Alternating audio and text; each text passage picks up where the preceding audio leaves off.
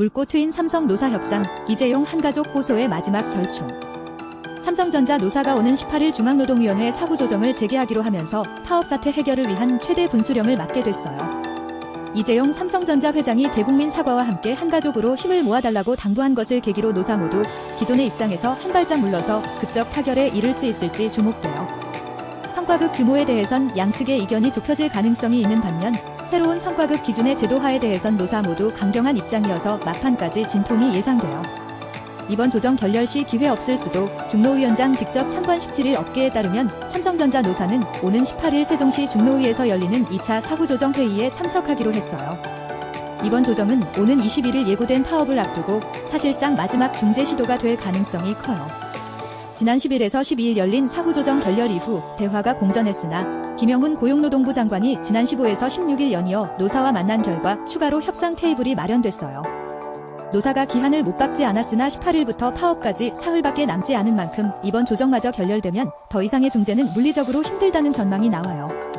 이재용 회장도 전날 대국민 사과와 함께 노동조합 여러분, 삼성 가족 여러분, 우리는 한몸 한가족이라며 지금은 지혜롭게 힘을 모아 한 방향으로 나아가야 할 때라고 말했어요.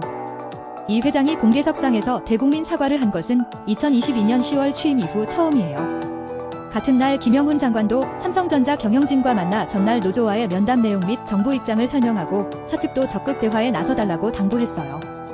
박수근 중노위 위원장이 직접 조정을 참관하기로 한 것도 이번 조정의 중요성을 보여주는 것으로 풀이돼요. 사측 교섭대표 교체 두고 노사 모두 한 발짝 양보 절체절명의 상황에서 2차 사후조정이 열리는 만큼 노사의 대화 의지는 어느 때 봐요. 강할 것으로 보여요. 삼성전자 사측은 노조의 요구를 수용해 사측 대표교섭위원을 기존 김형로 부사장에서 여명구 DSP 풀팀장으로 교체했어요. 노조는 교섭 과정의 이해도를 위해 김형로 부사장이 발언 없이 조정에 참여하도록 해달라는 사측 요청을 수용하는 등 노사가 한 발짝 물러서며 이 회장의 호소와 정부의 노력에 화답했어요. 노조 공동투쟁본부의 최승호 위원장은 전날 이 회장의 발언에 대해 신뢰 회복에 시간이 걸릴 수 있겠지만 함께 갈 수 있도록 이번 교섭부터 노력해주면 좋겠다고 말했어요. 최 위원장은 사후조정을 앞둔 노사 미팅과 관련해서도 사측이 노사 신뢰 훼손에 대해 사과하고 교섭에 성실히 임하겠다고 말했어요. 저도 최대한 노력하겠다고 말했다고 전했어요.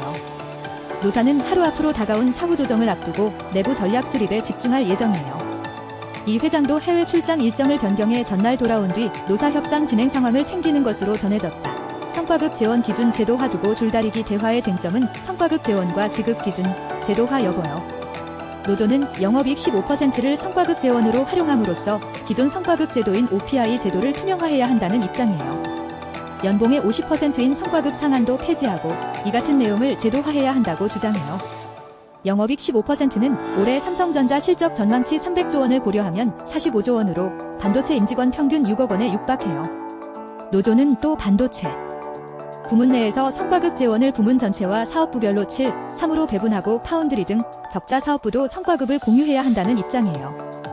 사측은 기존 OPI 제도를 유지하되 업계 1위 달성 시 영업이익의 10%를 상한없는 특별보상으로 지급하는 방안을 내놨어요. 반도체 부문의 작년 OPI 평균은 약 5천만 원이고 영업이익 10% 성과급은 반도체 임직원 평균 4억 원에 육박해요.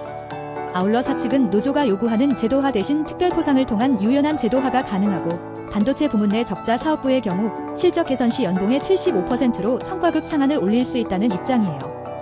이들 쟁점 중 성과급에 대해 노조는 영업이익 배분율을 다소 낮춰도 OPI의 최대 50%를 주식으로 받을 수 있는 제도로서 OPI 주식 보상 제도를 확대하는 식도 가능하다는 입장이어서 절충의 여지가 있어요. 그러나 성과급 제도화와 관련해선 노조가 과거 회사가 성과가 잘 나왔을 때 쌓았다가 적자 때 보전해주겠다고 했으나 지키지 않았다고, 사측은 미래 투자 여력이 감소하고 전체 산업에 미칠 여파도 커진다고 맞서고 있어 진통이 예상돼요.